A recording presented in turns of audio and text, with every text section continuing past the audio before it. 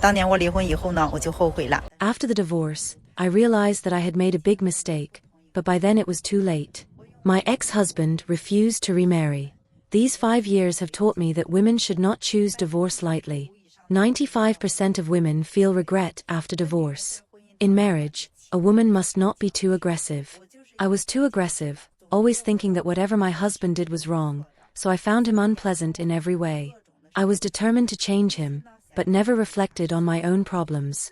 Later, as the quarrels increased, I thought that I would be happy with someone else, so I took the initiative to get a divorce. Now, every time I receive a message from my son, my regret grows even stronger. It took me 5 years to understand that divorce hurts the child the most. So I want to remarry, to give the child a complete home, but my ex-husband firmly refuses. He knows that I regret it, but it's already impossible to recover. Back then, I thought I could be happy by changing to another person, so I found a man 6 years older than me. As it turned out, this man not only didn't give me living expenses, but also asked me for money. If I stayed strong and refused to give him money, he would even beat me. The truth is, if you can't manage your first marriage well, a second marriage will only be harder. Expecting to be happy with someone else is a mistake, and the men you meet later are often worse. Now I deeply regret it. At least if I hadn't divorced back then, the child could still have a complete family, and my ex-husband was also wholeheartedly devoted to the child. Now, I finally understand that I shouldn't have been so aggressive back then. I really hope my husband can forgive me. What can I do to win back my husband's heart? Please help me. 强势的女人不要离婚。 Strong women often regret their decisions after divorce. In fact, this regret rate is almost 100%. This is because they usually fail to see some key issues before the divorce, which mainly include the following 3 aspects. First point, the challenge of independent living ability. Many strong women, and even some who aren't so strong, do not have an accurate understanding of their own ability to live independently. They might think that life won't change whether or not a man is by their side.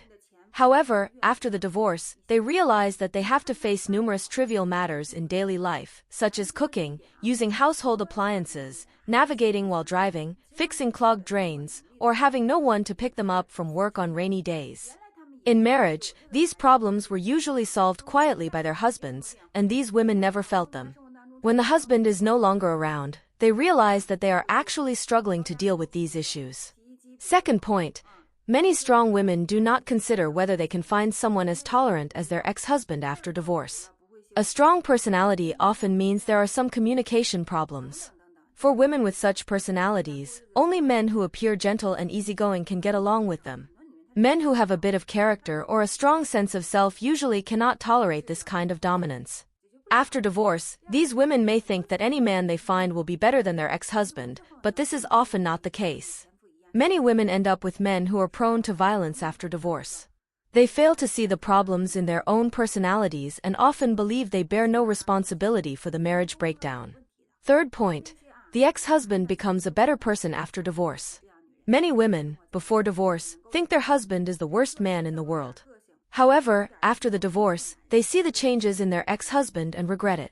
They may find that the husband, who was once considered weak and unmotivated, starts cooking actively, exercising, becoming more motivated at work, and even getting promoted and a raise. At this point, these strong women deeply regret their decision and may want to reconcile. However, the ex-husband often refuses to remarry. They don't realize that in the marriage, they played the role of an oppressor, like a stone pressing on a small sapling, hindering its growth. Once the stone is removed, the ex-husband, like the sapling, has a chance to grow strong and healthy. Some extremely strong women, even if they regret it after the divorce, will never ask their ex-husband directly. Instead, they use indirect ways, hoping others will pass on messages to their ex-husband, wishing that he would take the initiative to reconcile, just to maintain their image of being strong. They are unwilling to actively try to save the marriage. Therefore, for these strong women, happiness is often something they throw away with their own hands because they do not understand what true happiness is. 我跟我老公当时决定离婚的时候啊，都非常坚定。 At that time, when my husband and I decided to divorce, both of us were very firm.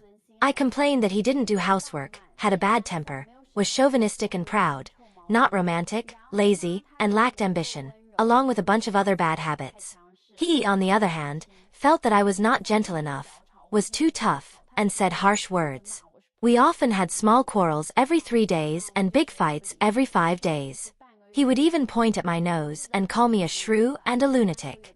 Every time we argued, we would ignore each other. The longest Cold War we had lasted for 3 months. During that period, we ate separately and didn't talk to each other. When I couldn't bear it anymore, I suggested divorce. To my surprise, my husband immediately agreed.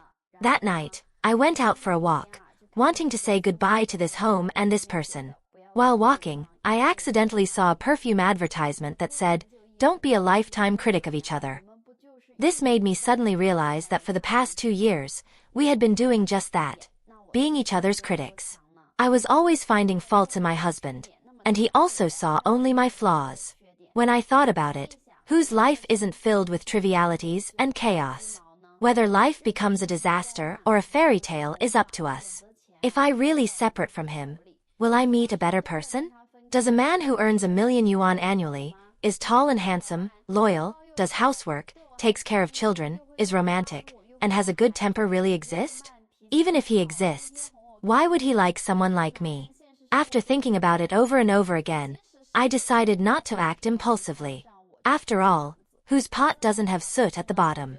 So, I decided to give us another chance. From that day on, I tried to control my tough temper. Every day, I made an effort to find the good in my husband. For example, he used to leave his shoes everywhere when he got home, and I always had to pick them up. Before, I would get mad at him and say, "You always leave your shoes everywhere and make me clean up after you." My husband would definitely respond, "I didn't ask you to clean up, it's your choice to do it." With just a few words, we would start another fight. But now I say, "Honey, please put your shoes in the shoe cabinet. It will help reduce invisible housework for me. And you're making progress by not leaving your shoes around." Now, he does put his shoes in the shoe cabinet. In the morning, he used to sleep in, but now I don't have to call him to exercise. Before, he would give me the silent treatment after a quarrel. But now he puts his pride aside to comfort me. Gradually, I noticed his temper improved, and I became gentler, more content, and less tough. In fact, I know that when marriage problems arise, many tough women's first reaction is to get a divorce and find a better man. But no one in this world is custom-made for us. Marrying a poor man means worrying about money. Marrying a rich man makes you feel difficult to control. Marrying a beautiful woman makes you worry that others will covet her. Marrying a down-to-earth woman leaves you unsatisfied. Is there really such a perfect person? We ourselves are ordinary people, yet we are harshly critical of our partner, demanding them to be flawless. Marriage is about constant compromise. If you can't adapt, then endure. If you can't endure, then change your character. Marriage is like a piece of cloth that needs to be mended from time to time to maintain lasting love. Do you agree? 我再也不想跟这个男人吵架了。 I don't want to argue with this man anymore. In the past, whenever my husband had even the slightest dissatisfaction, I would immediately explode and confront him like a bull. I would pester him and refuse to back down, always feeling that I was terribly wronged. Why did he treat me this way? I always hoped that he would change and think more about this family. I didn't think I was wrong at all. But you know what? So many years have passed. I've quarreled, made a fuss, and even thrown tantrums, but not only has my husband not changed, he's gotten worse. And now, what have I gained? Aside from my own unhappiness, it's just a face full of worry and a body full of illnesses caused by my own anger. The most tragic part is, my husband now seems truly tired of me. I'm also scared that if we really get a divorce, will the next man I find treat me even worse? By then, I'll have no way out. Sometimes I can't understand why I have become the person I hate the most. A friend of mine once said to me that she went through a similar situation before, and then she suddenly realized a truth. A good man doesn't need you to manage, and a bad man can't be managed by you. Whoever suffers should be the one to change. Women who try to change men are insane. Those who can change themselves are divine. Is it really useful for you to fight and quarrel with your husband every day? What you need is to lower your expectations of him. As a woman, you can have love in your life, but you can't have only love. Men and children shouldn't be your entire life. If you don't love yourself, who else will? A woman who can't even manage herself, how can she possibly manage others? When I heard this, I felt it really made sense. Indeed, in the past, my personality was too strong. So, what I need to do now is improve myself, become better, and take good care of myself. If this man is not good to me, then I will stop giving to him from now on. If I want to do housework today, I'll do it. If I don't want to, I'll do it tomorrow. If the house is messy, let it be. It's no big deal. If I want to cook, I'll cook. If I don't want to, I'll order takeout. As for whether this man loves you, cares for you, or is willing to communicate with you, that's his business. It doesn't matter. Think about it. Who can truly change whom? Even his parents can't control him, yet you think you can change him. You keep thinking about transforming him into the person you want him to be, but why bother? If you talk too much, this man will only give you the silent treatment, ignore you, and refuse to communicate with you. So what's the point? Instead of wasting your breath, why not make yourself better? What women should do most is to talk less nonsense, but be effective. Don't nag. Don't complain. Don't tangle. As long as we are healthy, our children have ambition, we have a car to go out, our phone is charged, and we have money in the bank, this is the greatest sense of security. Why place all your expectations and love on another person? When you change, grow, and become more excellent, the one who benefits in the end is still you, your child, and your child's original family. When you can't divorce for various reasons, you need to change your way of living. First, manage yourself well. Since you can't leave, then make the best of your life. Fix yourself up first, and then look back to see if this man is worth it, and then make the appropriate choice. Give yourself 6 months to a year, and take your time. 当我开始不过度在意老公之后，我的婚姻好像越来越好了。 When I stopped overthinking about my husband, I found that my marriage began to improve gradually. Recently, I came across a saying online, when you are no longer afraid of losing something, you start to possess it. This seems to perfectly reflect the change in my feelings. Recently, I finally feel that my marriage is no longer just a mess, and I even sometimes feel a touch of happiness. Many people say that marriage is the grave of love, but I think this statement is incomplete. It should be added, having children is the beginning of marriage. After having children, I often find life to be exceptionally difficult, with all responsibilities falling on me, making me feel isolated and anxious. This has led to a breakdown in family relationships, constant arguments, and even cold violence. Some time ago, I discovered that my husband had deleted his chat history with a female colleague. Although it turned out to be a misunderstanding, it left me feeling extremely disappointed in marriage and love. During that period, I constantly self-doubted, questioning if I was too sensitive, had too many demands, had too strong a personality, or if I was too humble. However, this reflection did not improve my situation. Later, I started to face my feelings honestly and asked myself, what exactly do I hope to get from him? Why do I care so much about him? Is it money? In fact, I have always earned more than my husband, so I cannot rely on spending his money. Is it love? But the love I want and the love he gives are two different. It sounds quite ridiculous, but what I actually hoped for from him was that if one day I were paralyzed, he would push me out to bask in the sun every day. But the reality is, while I can still walk now, he won't even accompany me to enjoy the sun. Once I realized this, I understood that I actually no longer have any expectations of him. From that moment on, I decided to mentally divorce him. I did not deliberately distance myself from him. I still interact with him normally and ask for his help when needed. But I no longer obsess over whether he loves me or not. Instead, I started to handle tasks that I used to think were men's responsibilities, such as driving, buying car insurance, paying heating bills, and property fees. Bit by bit, I found that I could manage these things and gradually build my own psychological independence.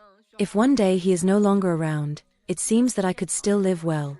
In this process, my dependence on him has significantly decreased, and I no longer get entangled in whether he loves me or not. I used to be fixated on these issues, but now they seem less important. After sorting out my relationship with him, I applied the same approach to my relationship with my mother-in-law. I asked myself, if my husband were not around, would I become friends with my mother-in-law? The answer is no, we might never have a good relationship. So I decided to stop having expectations of her.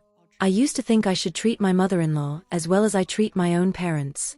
Whenever I bought something for my mom, I would also buy an equal amount for my mother-in-law. But setting such high expectations for myself was exhausting. Now I just maintain a moderate distance and respect each other, without putting undue pressure on myself. Once I sorted out these two relationships, I suddenly had more time to think about what I truly want. I have always enjoyed calligraphy, so I started dedicating my time to this hobby. Although my skills are not great, I know I need something to channel my emotions. In modern society, many people think that being passionate is foolish, but I believe that passion is a precious quality in this era. Even if our passion does not receive the response we want, we should still maintain our true feelings. We can channel our passion into our hobbies, such as exercise, calligraphy, tea drinking, etc. By persistently engaging in these activities, our passion will eventually be rewarded, and we will become better ourselves. I don't really know why I'm crying right now. The tears just keep flowing. I am still very conflicted inside about whether I should treat my marriage this way. In fact, life is inherently imperfect. Recently, I heard a saying that resonates with me: don't exhaust yourself too much. Life, after all, is about finding contentment and joy. Love yourself well, and a good life will naturally follow. 我和前夫已经离婚3年了，现在我终于后悔了。 I divorced my ex-husband 3 years ago. Now, I finally regret it, but it's too late for everything. Last month, I received a video from my ex-husband. In the video, my son said to me, "Mom, I hate you. Why did you abandon me? Other kids have both their mom and dad with them, but I don't."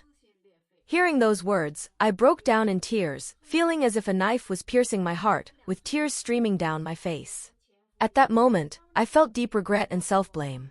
When my ex-husband and I divorced, my son was only 2 years old. At that time, I chose to give up custody and had to pay 1,800 yuan in child support every month. To be honest, when the paperwork was completed, I felt relieved, as if a burden had been lifted. I thought I was finally free and could live the life I wanted. However, 2 years after the divorce, I met a man 6 years older than me and got together with him. But he not only had no money, but also abused me. Once, because I asked him for money and he refused, he beat me so badly that I ended up in the hospital.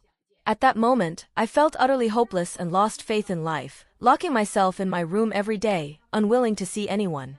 This made me think of my ex-husband. Although he didn't give me a wealthy life, at least he didn't let me go hungry. He wasn't romantic, but he also didn't hit me. My ex-husband knows that I regret it now, but he says that since we're already divorced, we should not get back together. I finally understand what went wrong. I shouldn't have been so competitive and strong-willed, demanding perfection in everything, and wanting my ex-husband to become the kind of man I needed. I know I was wrong. The child has been living with my ex-husband, and he doesn't let me see my son. I miss my child and cry until dawn every day, losing sleep at night. I really can't live without my child. Now, I have finally come to my senses and realized my mistakes. I really shouldn't have been so overbearing. What should I do now? A tough woman's most unwise behavior in marriage is to threaten her partner with divorce at every turn.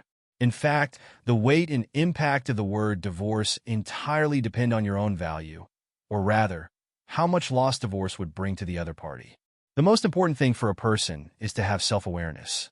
You must figure out who is more afraid of divorce in this marriage, you or him. If you use divorce to threaten the other party, it actually means you don't really want to get divorced deep down. This behavior is no different from gambling. If your threat doesn't work, you will find yourself in a dilemma. Many tough women don't think it through and propose divorce out of impulse. As a result, when they finally go to court to settle the accounts, they realize they do not have the ability to bear the consequences of divorce. At this point, they're already stuck in a predicament. Even if they want to grit their teeth and persist, they will face losses. If they choose to admit defeat, they worry that life will be even harder in the future. Second, every time you mention divorce, you are alerting the snake in the grass. I have rarely seen a man impulsively propose divorce without any preparation. Why? Because divorce is a real battle over property, and men are well aware of this. So, once a man proposes divorce, he is likely fully prepared and genuinely wants to divorce. Third, if you really can't go on and there is no way to reconcile, it's not that you can't propose divorce, but you must be fully prepared before doing so. Even if you think this man no longer loves you, Even if there is nothing left to say between you two, as long as you do not yet have the ability to live independently, then you should change your mindset. First, improve yourself, such as making money, studying, and exercising. Perhaps when you achieve financial independence and improve your physical appearance, it might improve your marriage relationship. Even if you can't save the marriage, you will have already acquired the ability to start a new life. Therefore, girls, there is no need to be overly tough in everything in life. Sometimes softness is also a kind of strength. Insisting too much on being tough often builds a wall unconsciously, blocking true happiness and opportunities for communication. Learning to let go of that toughness at the right time and facing problems with wisdom can make life and relationships more beautiful. Gentleness is not compromise, but a mature choice. Do you agree with my point of view? Feel free to leave your comments. I would love to hear your thoughts. If you enjoyed this video, please like and subscribe to our channel. Your support means a lot to us, and we will continue to bring you better content. Thank you again for watching, and see you next time.